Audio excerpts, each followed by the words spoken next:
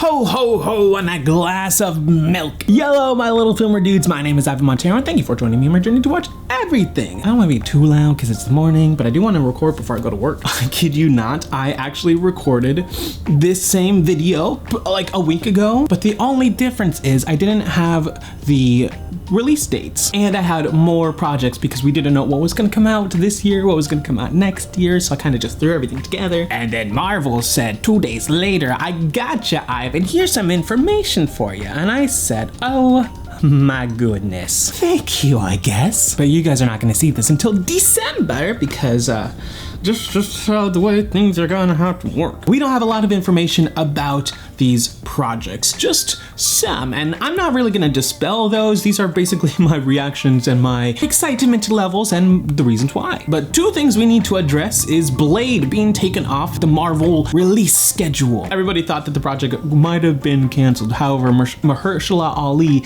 says that he actually likes the current incarnation of the script. And the second thing is X-Men 97 Season 2. That was supposed to come out next summer, but it's not gonna now. It's been delayed for rewrites.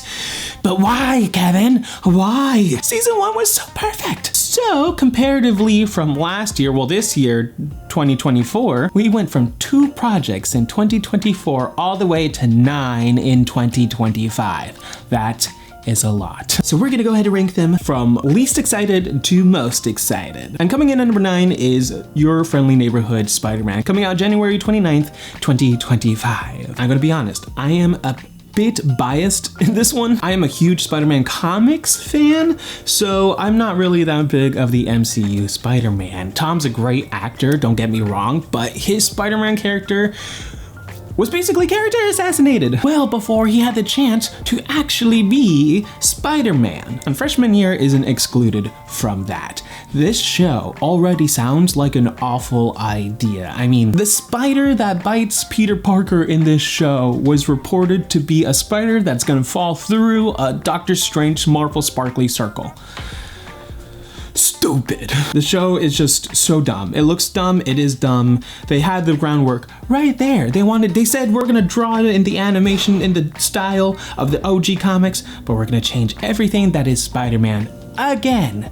And I don't like it. And coming in at number 8 is Marvel Zombies, coming out October 2025. The original 2005 comic run was a limited series, clocking in with 5 issues. 5 long issues, but it was only 5, and it took the world by storm. Fans loved Marvel Zombies so much that they tried again with Marvel Zombies 2, and Marvel Zombies 3, and Marvel Zombies 4, and 5, and so many spin-offs. Marvel Zombies in of itself is its own little mini franchise within Marvel Comics. However, the most popular incarnation of Marvel Zombies actually has been the 2025 run by Robert Kirkman. But the IP has had years to build itself up to garner this much fan base. So really, my question to this 4-episode series that Marvel is planning to release is, what can you possibly do in just 4 episodes? Once again, the same thing for Your Friendly Neighborhood Spider-Man. I kind of feel like we have the study guide right there, but we're just not sticking to it because Marvel Zombies just had to be MCU-fied, and I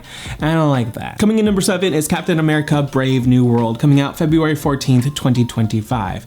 Now, this would be higher on my list if it weren't for the fact that we kept getting more things added to this movie and more reshoots added to this movie, all in response to poor test screenings. Don't you dare ruin Sam Wilson, Kevin Feige. I will not like you forever if you do. Right now, I feel the movie could either be really awful or simply be super amazing, but there's a catch. I'm just wondering why this movie has a need to cover so many things. It already feels so stuffed, and I think the reason why the movie's not working is because adding things to the movie isn't gonna help a movie that's already overstuffed. So they need to snip and cut things that may not make sense and focus on what should. It's already, I feel, possibly too late, but we'll see if those reshoots help. But I'm worried. I'm very worried. Coming in at number 6 is Daredevil Born Again, releasing on March 4th, 2025. All right, so I've actually only seen a majority of the Netflix Marvel shows and stopped because Iron Fist was so bad. So Jessica Jones season 3, Daredevil season 3, The Defenders, Luke Cage season 2. I didn't watch any of it. I'm not gonna lie, I don't really remember anything from Daredevil. I remember everything from Jessica Jones. I love Jessica Jones. It's fantastic. I'm gonna totally rewatch it though. But I don't really remember anything at all from the Daredevil Netflix series. All I remember is that season 2 wasn't really as good as everybody said it was. It was overhyped in my opinion. I do like Charlie Cox, so I'm gonna give it a try, and I'm gonna have to because there's already so much homework for this new show, something I'm not looking forward to, and that's honestly the reason why it's at number 6, because there's so much homework to do just for one show. So yeah. Coming in number 5 is Thunderbolts, coming out on May 5th, 2025. Listen, the trailer is fine. The costuming is not fine. Ghost and Taskmaster looking basically the exact same? Come on, costume designers. What the heck happened there? Not only that, this movie is 100% not Thunderbolts. It's Thunderbolts in name only. Where the frick is Baron Zemo? Baron Zemo is right there. He's not doing a single thing, and I almost guarantee you by the end of this movie, they're gonna call themselves the Dark Avengers, because at this point, why are you calling it Thunderbolts? Nobody likes a bait and switch, especially when it's got nothing to do with the real Thunderbolts. Did Kevin Feige not watch the Birds of Prey movie? It is Birds of Prey and Birds of Prey name only. I'm honestly not really sure how this is gonna play out. It kind of looks just fine, but the trailer looks so much better on IMAX, I've gotta say. So I am excited, but cautious. There's just so much that could go wrong with this movie. So, And coming in at number 4 is Wonder Man, expected December 2025. Listen, there's no reason for this show to exist. I kind of feel like this is gonna be one of those Echo situations and where it's just fine, and that's basically the problem, because who the frick is gonna care about Wonder Man? Especially if the project is just fine. I mean, Agatha all along is phenomenal. It is one of the best things that Marvel's ever produced, but people are not watching it because they've already been so insanely burnt. However, it does star Yahya Abdul-Mateen, and it does have Ben Kingsley back as Trevor Slattery, who I'm always down to see more of. So honestly, just because of those two, I am on board. And it's gonna have the Grim Reaper. Is this gonna be good though? Honestly, I truly have no clue, but it's got to be. Coming in at number 3 is Eyes of Wakanda, coming out August 6th, 2025. Listen, I trust Ryan Coogler with anything. Wakanda Forever is one of my all-time favorite MCU movies ever.